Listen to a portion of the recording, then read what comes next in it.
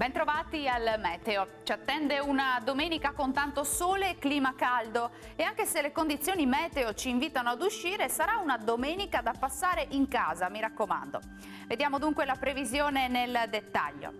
Sul Veneto sarà asciutto con ampio soleggiamento. Su tutti i settori della nostra regione il cielo si presenterà sereno o al massimo poco nuvoloso, solo con qualche nube in più sui monti, ma del tutto innocua.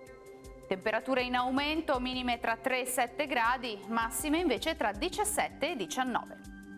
Ci spostiamo ora sul Friuli Venezia Giulia, anche qui tanto sole ovunque, non sono attese precipitazioni, sarà possibile soltanto qualche addensamento innocuo in montagna.